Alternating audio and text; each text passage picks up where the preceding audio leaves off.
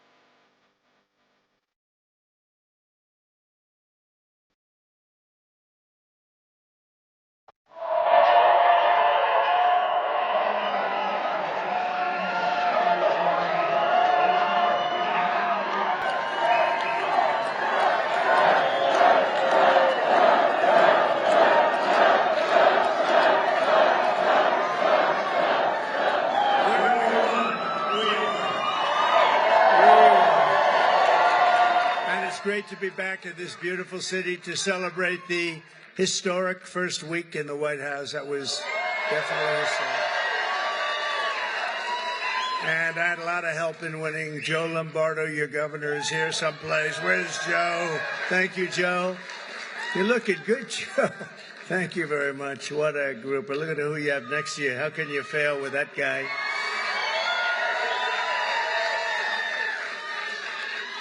Also, Lieutenant Governor Stavros Anthony. Stavros, thank you very much. Thank you very much. Where are you? There you are, Stavros. You're very good. Is he doing a good job, Joe? I think so, huh? He's all right. Nevada GOP Chair Michael McDonald. He did something which not a lot of people have been able to do, but I think Republicans are going to start winning this state. You know, typically they don't necessarily do so good. We did really well. We won in a landslide. That's really why I'm here, I must be honest with you. Republican National Committee woman, Sigal Chattah. Sigal, thank you, wherever you may be. Hi, Sigal, thank you very much. Republican National Committeeman, Jim DeGraffenreid. That's a hell of a beautiful name, but I know the name so long, it's easy to say. One of the greatest people, I'll tell you, a man who's done so damn well. I don't know what it is with him. He's just a legend. He's one person, you know, we can all sort of be replaced, although we don't like to think that. Maybe it's not true. But this is a guy that can't be replaced. There's nobody like him. Dana White. Where's Dana White? Where's Dana White? Where the hell is he? UFC. He's great. Are the Nelk Boys here? Oh, yeah, there they are, the Nelk Boys right there. And Rick Harrison, Rick, thank you very much for being here. You're around here someplace with Dana. Mr. Phil Ruffin, his wife Alexandra, and their two beautiful children, Richard and Marlena. Phil, where's Ruffin? Where's Phil Ruffin? He's right here, so he's some legend, I'll tell you. He's a legend in Las Vegas and beyond. Phil, he's here. He'll be coming out. Today we talk about how we're going to end the economic suffering and stagnation and disaster of the past 4 years and create the 4 greatest years in the history of our country. That's what's going to happen. That's what's going to happen. And as I said in my inaugural address, which, by the way, it got the highest rating in the history of Fox. Can you believe that? That's nice. The golden age of America begins right now, but I have to be honest with you, I'm really here for a different reason. I'm here to say thank you. I went to North Carolina yesterday, and then I flew to see just an unbelievable problem and just a mess in Los Angeles, right? And I said, you know what I ought to do? I want to come to a state known as Nevada. Has anyone ever heard of it? And don't ever mispronounce the name. You're not allowed to do that. You mispronounce the name, you got a problem. You ever see somebody when they say it's Nevada? Nevada?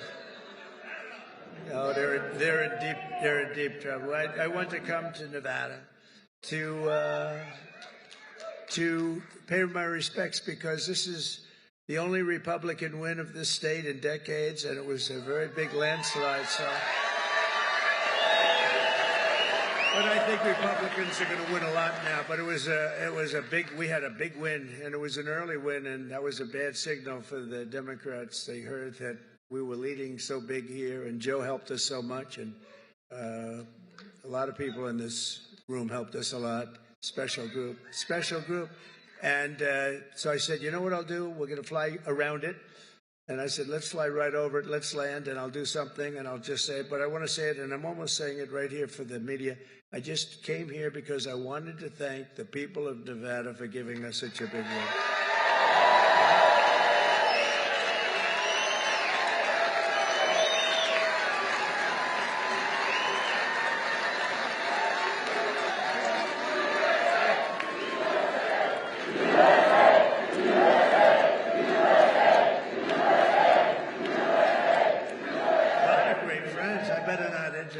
Well, I'll be here all day.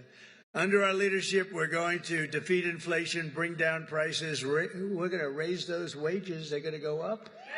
They're going to go up. Put more money in your pocket, secure our borders, restore law and order to our cities, and we're going to make America great again. And for 4 long years, the last administration waged war on the American middle class and everybody else. They had a lot of wars. We had no wars when I left. You know, we defeated ISIS, and we stayed out. Nobody wanted to mess with us. They had a lot of wars. We're trying to put them out. We'll get them put out. Don't worry, we'll get them put out. We were headed to World War III. I'm telling you, we would have had problems like you wouldn't believe. They shut down American energy, buried you in crippling regulation, imposed hidden taxes, and spent trillions and trillions of dollars on waste, corruption, and radical left lunacy. These were lunatics. The result was the most brutal inflation in a half a century, perhaps ever, in this country, I think ever, and soaring prices for food, groceries, and other household goods. The people of Nevada are now paying nearly $1,200 per month more to make ends meet since I left office. Think of that, $1,200 at least. But since I became the 47th president at noon on Monday, I've been moving with urgency and historic speed to fix every single calamity of the Biden administration that they've created. And this week alone, I took nearly 350 executive actions to reverse the horrible failures and betrayals that we inherited from a group of people that didn't know what the hell they were doing, what they've done to this country, especially the open borders, where they have, think of it, 21 million people came in. Many of them are criminals, murderers. Well, we're getting them out. You see it. You see it yesterday, first day. Our message could not be more clear. America's decline is over. American decline is over. We're laughed at all over the world. Now we're not laughed at anymore, I'll tell you. What the world witnessed this week is nothing less than a revolution of wealth creation for everyone and also common sense. It's about common sense. It really is. We're the party of common sense. On day one, I directed every member of my cabinet to, and by the way, Pete Hegseth got approved.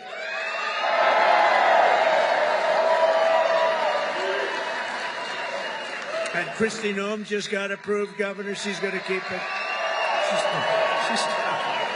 She's a tough one. She's a tough one. And she's going to do a great job. On day one, I directed every member of my cabinet to marshal all powers at their disposal to defeat inflation and bring down the cost of daily life. We want to bring prices down. Too high. They went way up. They didn't come down. I imposed a federal hiring freeze, a federal regulation freeze, a foreign aid freeze. Oh, that's a nice one. And I created the new Department of Government Efficiency, and we're going to have a lot of good people. Elon, we're going to get Elon Musk to get involved in that a little bit. He already is. People like him. I terminated the ridiculous and incredibly wasteful Green New Scam.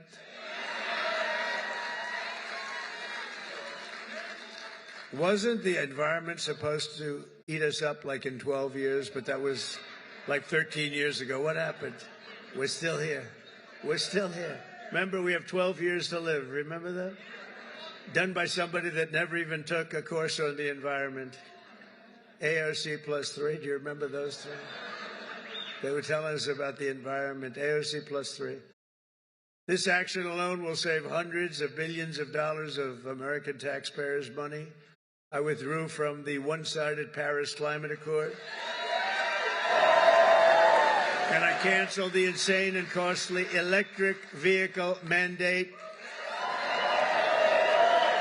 keeping my sacred pledge to America's auto workers. Boy, did we get a big vote with the auto workers, I'll tell you. And the Teamsters, any Teamster in the room? We got a tremendous vote from the Teamsters. Thank you. They're pointing like one guy on it. But they voted for us in the millions, so we had a lot of Teamsters voting for us. I withdrew from the World Health Organization, where we paid $500 million a year, and China paid $39 million a year, despite a much larger population. Think of that. China's paying $39 million to have 1.4 billion people. We pay $500 million. We have, nobody knows what the hell we have. Does anyone know? We have so many people pouring in, we have no idea. We go up, but we're going down a little bit now. You don't mind that, do you? Gonna take some bad ones out. I withdrew 4 years ago, but Biden immediately went back for even more money. I mean, he went back and, they offered me at $39 million. They said, we'll let you back in at 39. So we're going to reduce it from 500 to 39. I turned them down because it became so popular. I didn't know if it would be well received even at 39.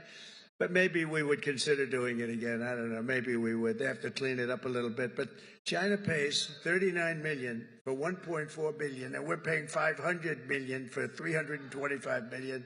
I don't know. What the hell is wrong with these people?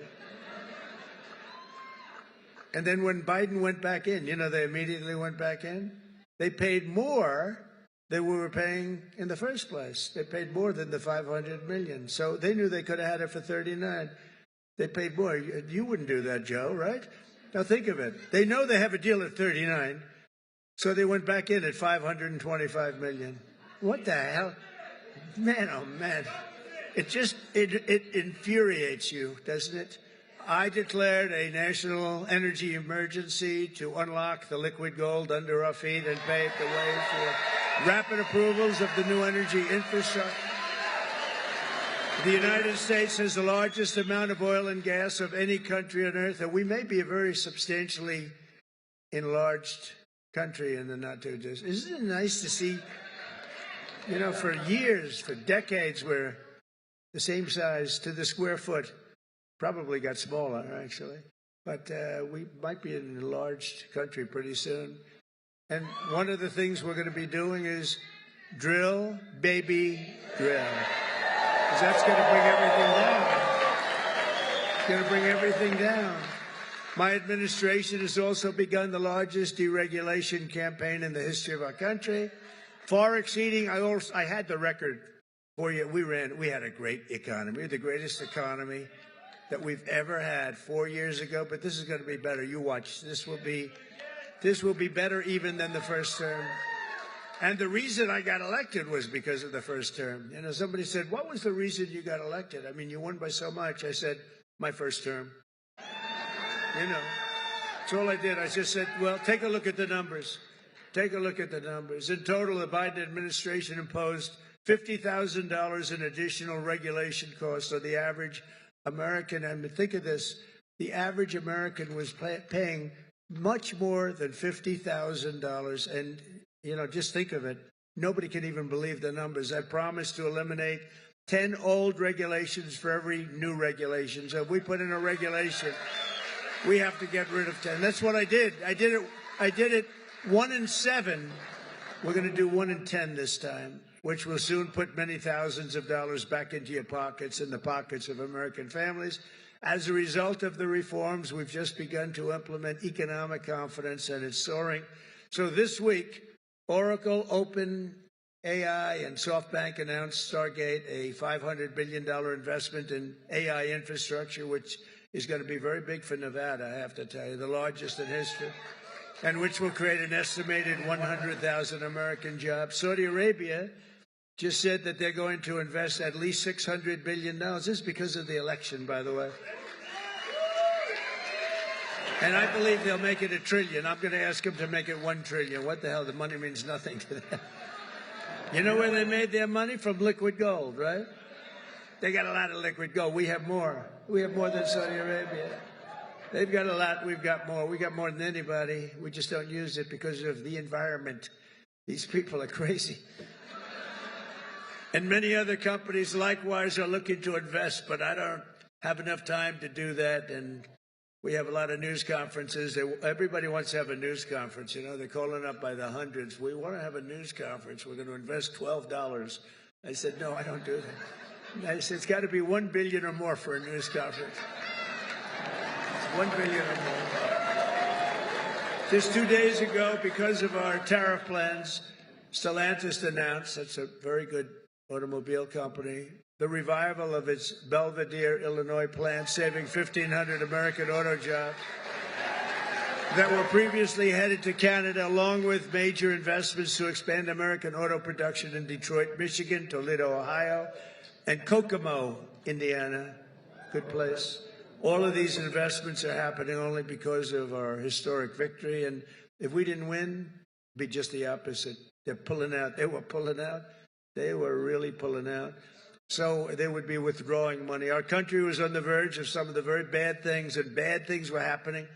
And now there's light not only over America. I've heard it from even our enemies. They call up and they say, sir, we hate you. We do hate you, but there's light over the world right now. They hate me. Some of them hate me. If they liked me, you got a problem, right? They like Sleepy Joe. What's not to like? You know, they'd call up. It's funny. I was told today by one of the big leaders of the world, would call for a telephone call with the President of the United States a year ago. And they'd say, we'd like to speak with, who is this? It's the head of Germany, the head of, name it, the head of France, the name of any country, it didn't matter. He would never pick up the call. They'd say, he'll call you back in 2 months. 2 months. Yeah, it's his schedule. He's extremely busy sleeping. No. Macron of France, he'll call you back in 2 months. So 2 months comes along and there's no call. They say, he didn't call. The stories are, I mean, these stories are not very exaggerated. I want to tell you, they're a little bit for laughter, but, you know, it's only for laughter. The fake news will say, oh, he exaggerated. It was only 1 month, you know. But But he'll say he called you back, and then he'd never call, and then they could never get him on the phone. And the problem I have is that when I speak to and I speak to them immediately, they'll say, could we speak to the president? Would that be possible? We could do it anytime over the next month. They're so used to this, right? I say, no, I'll pick it up right now. Is he on the phone? Yeah, hello, how you doing? That's what, get it over with, right? Get it over with.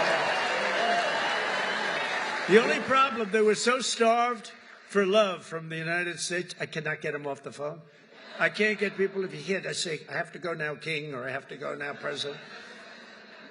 But you can't get them off the phone. They're starved for love. For years they haven't spoken. They didn't even know we had a president, if you want to know. But under our leadership, America is back open for business, and it's really a big deal. It's really a big deal. And they have, though. They said, there's like a light all over the world now. It's not just here. We feel a light over our country. Everyone does. But there's a light all over the world. We've accomplished more in 1 week than other administrations have accomplished in 4 years, and we're just getting started. We got rid of the woke. We got rid of the woke crap. What a lot of stuff.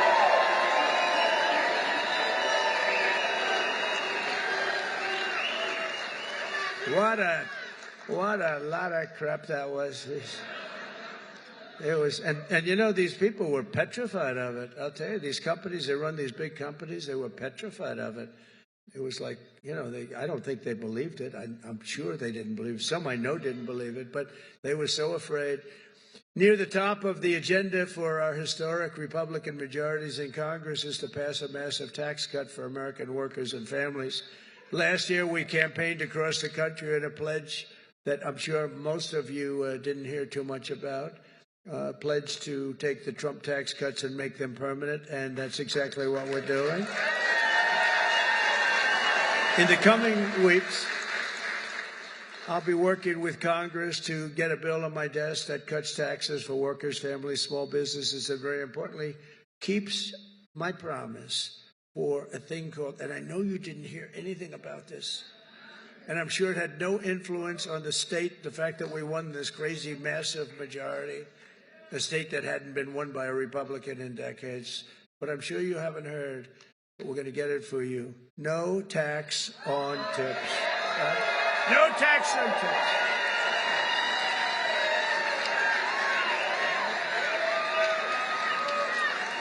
So if you're a restaurant worker, a server, a valet, a bellhop, a bartender, or one of my caddies,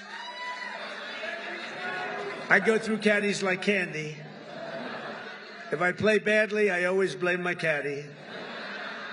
Or any other worker who relies on tipped income, your tips will be 100% yours. Won't that be nice? Joe, Governor, do you think that had an impact on the election? You do? Like what, a half a point?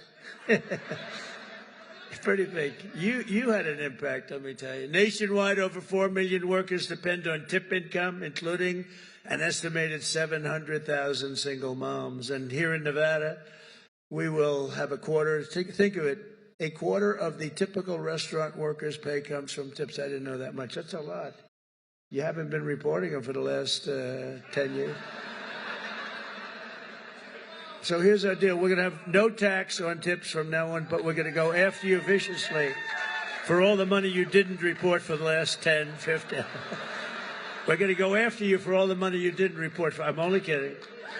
I'm only kidding. I have to say to the fake news, because they're going to say Trump is after all restaurant workers. Many of these workers are some of the very citizens who were hit hard and very hard by the ravages of the Biden economy, which was inflation.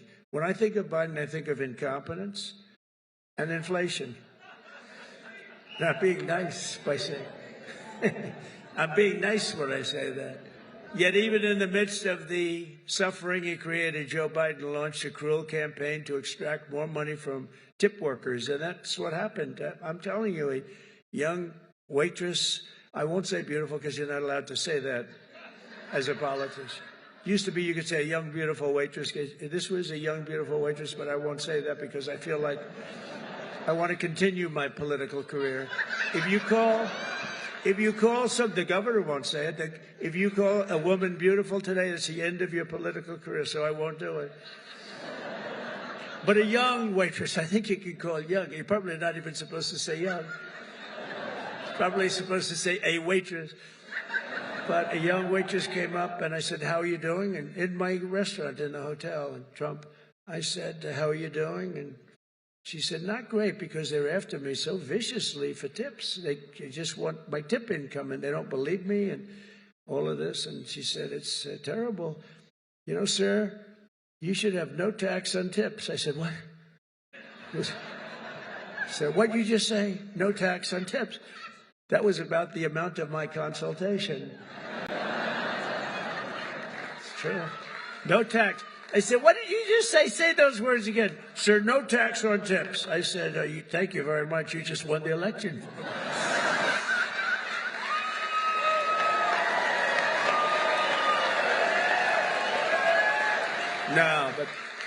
No, we did research into it. I think it's going to be great. But under the Trump administration, the forgotten men and women of our country are going to be forgotten no longer. You know that. They weren't forgotten 4 years ago.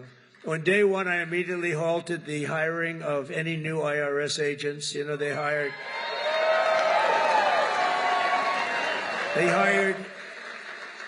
or tried to hire 88,000 new workers to go after you, and we're in the process of developing a plan to either terminate all of them or maybe we'll move them to the border. I think we're going to move them to the border. Well, they're allowed to carry guns. You know, they're so strong on guns. But these people are allowed to carry guns, so we'll probably move them to the border. Yeah. She said no tax on it. How about just no tax? You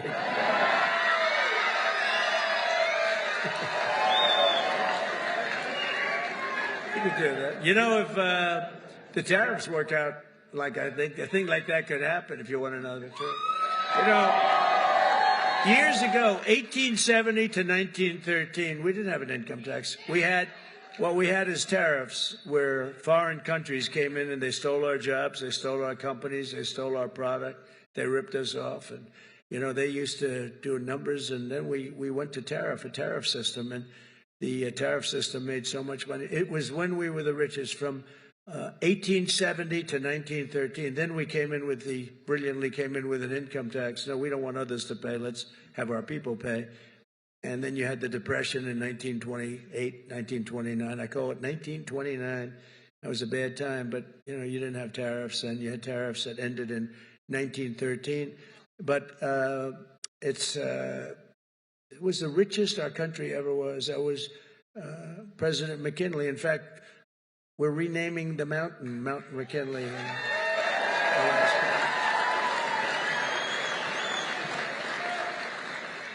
You know what else we're renaming? We're renaming the Gulf of Mexico into the Gulf of America.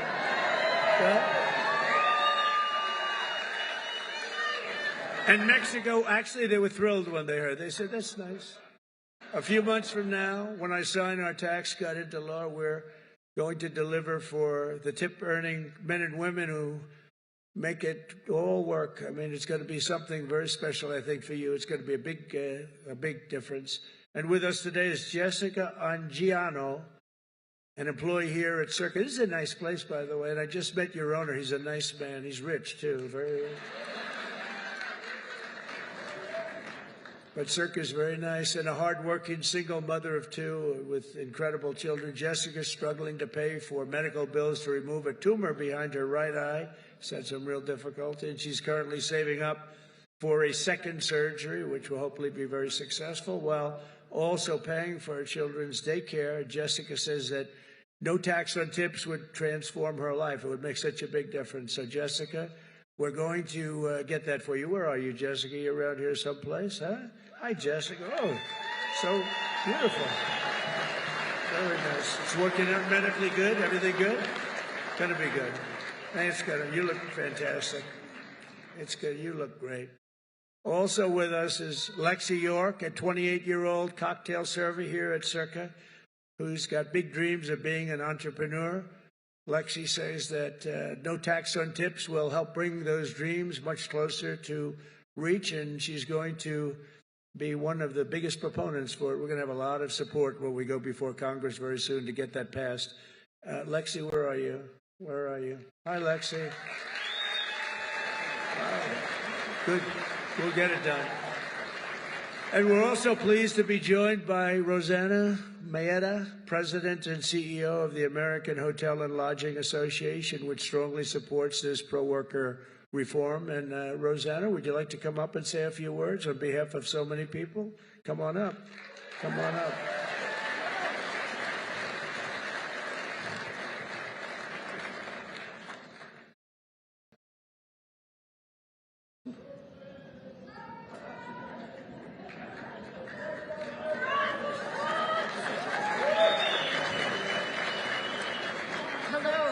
Mr. President, on behalf of the American Hotel and Lodging Association, I'm so honored to be here today. We represent 30,000 members around the country in an industry that represents more than 2 million hotel workers. And I'm here to tell you that the American dream is alive and well in the hotel industry today. It is still one of the few places where you can have and grow your career, starting a job as a housekeeper or a dishwasher or bellhop, to running a hotel, to owning a hotel or a few, and to even becoming the CEO of a global brand or President of the United States. Mr. President, in 2017, the tax bill that you championed cut taxes for so many working families and American workers. It helped small businesses, hotel owners in our country who make up the majority of the industry reinvest in the economy, spurring jobs and growing and strengthening the economy. And the no tax on tips builds on that momentum, and so we are so excited to support you in that effort. That's why we're here today. We stand with you to urge Congress to pass this proposal so that more than the 800,000 hotel workers who benefit from these from tips, many who are here in the room today, representing all types of jobs, from restaurant workers to housekeepers to bellhops and so many others, can take home more of the pay that they earn every day. So thank you for having us and for promoting this proposal.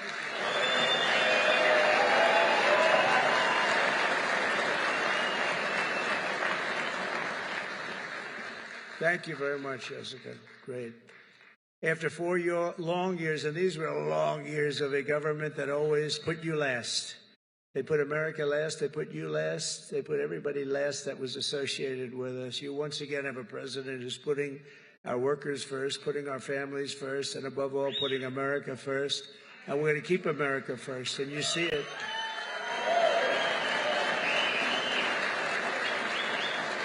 We're restoring our prosperity. We're restoring our borders. We're restoring our strength, our dignity, and our pride. We've been hurt badly by this group of people. This group of people, they didn't have a clue what the hell was happening. It's so disgraceful that they were allowed to do it. But quite honestly, we're restoring our country.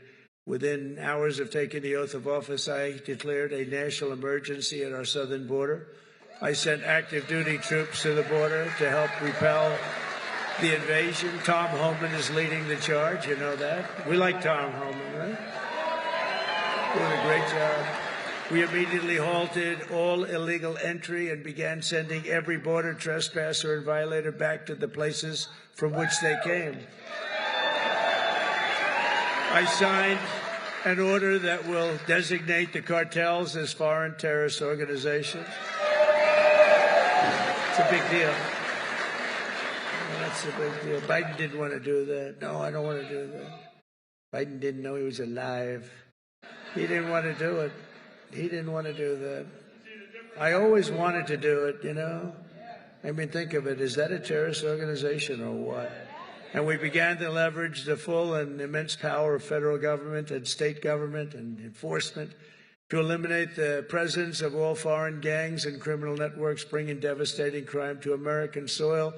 And we don't allow people to enter our country and to dump their prisons into the United States of America anymore. When we see that, our people are instructed to do whatever they have to do. They can do whatever the hell they want to do.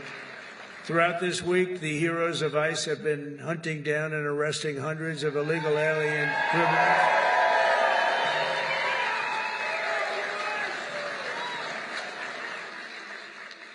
And its immediate expulsion, including those with charges of convictions for rape, child sexual assault, terrorism, and even murder.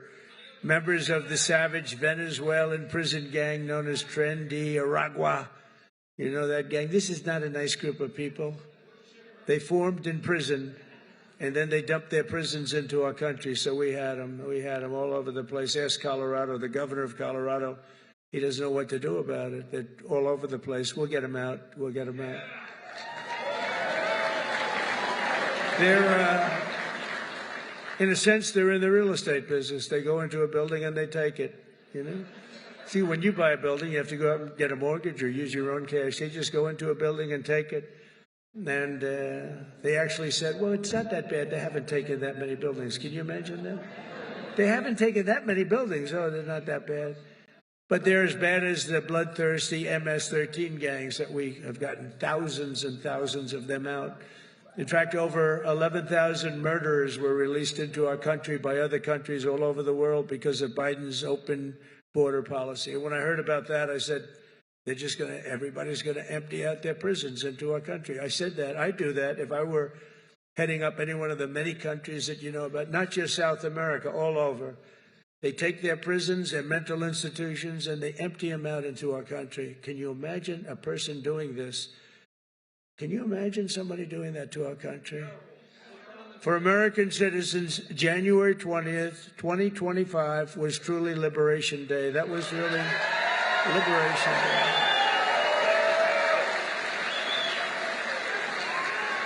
This week, I also signed an order to end the weaponization of our government against American people and political people like me.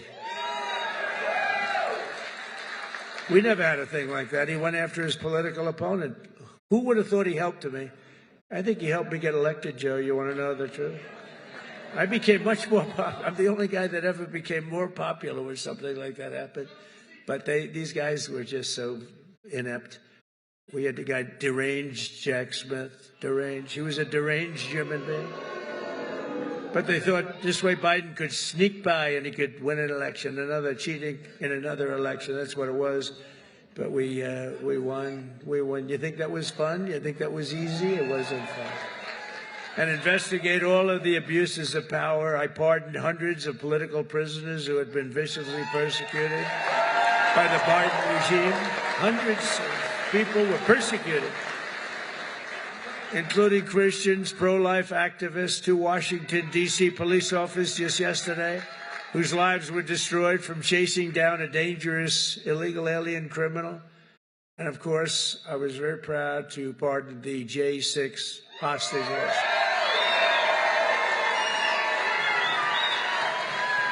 Once and for all, I stopped government censorship, and we brought back free speech in America. We brought it back. We did more of this last week. People can't even believe it. I also signed an order to declassify and publish all remaining files related to the assassinations of President John F. Kennedy, Robert Kennedy, and Martin Luther King, Jr. I signed an order that will end all of the lawless diversity, equity, and inclusion nonsense all across the government and the private sector. We abolished 60 years of prejudice and hatred with the signing of one order, all approved by the United States Supreme Court. We're allowed to do it because we are now in a merit-based world. We're a merit-based country. Did you ever think you were going to hear that again? It's based on merit. If you've got the talent, if you've got the work, the ethic, the whole thing, it's based now on, it's not based on any other thing, it's based on merit, it's based on your capability. The United States has now become, again, a meritocracy. Isn't that a beautiful word, a meritocracy? Based on merit. If you do your job well, you're going to go places. And I made it the official policy of the United States government that there are only two genders, male and female. Male and female.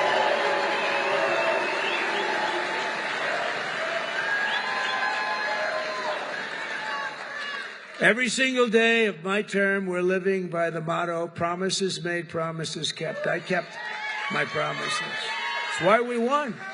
It really is why we won. We won because of the past 4 years. We won because of that. But this is going to blow it away. Because when I came in, I had no experience. I didn't do this before. I never did this. I was never a politician before. I was talking J.D. Vance. By the way, hasn't he done a great job?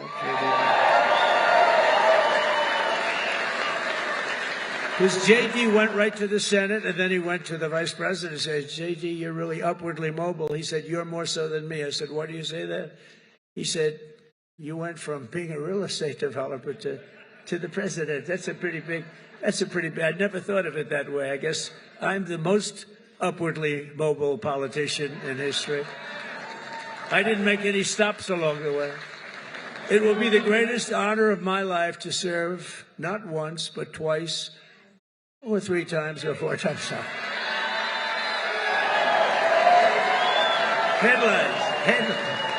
Headlines from the fake news. No, it will be to serve twice. For the next 4 years, I will not rest. I will not yield.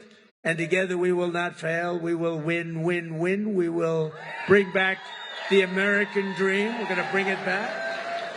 You know, in recent years, our nation has suffered greatly, but we are going to make it great again, greater than ever before. We'll be a nation like no other, full of compassion, courage, and exceptionalism. That's what we're doing, and that's what it's all about. And you see that.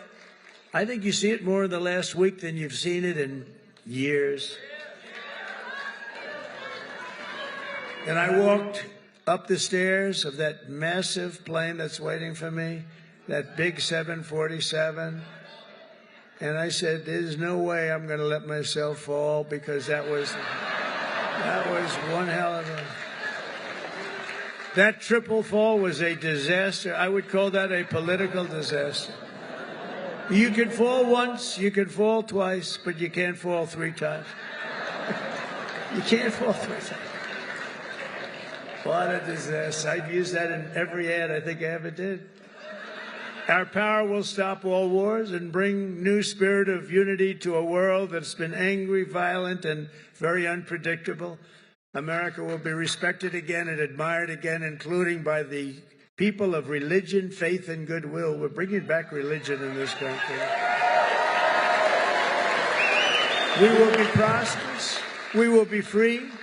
We will be bigger, bolder, and more ambitious than ever before. And together we will make America powerful again.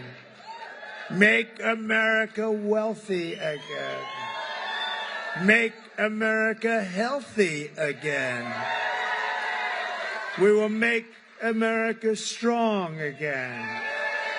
Make America proud again. We're going to make America safe again.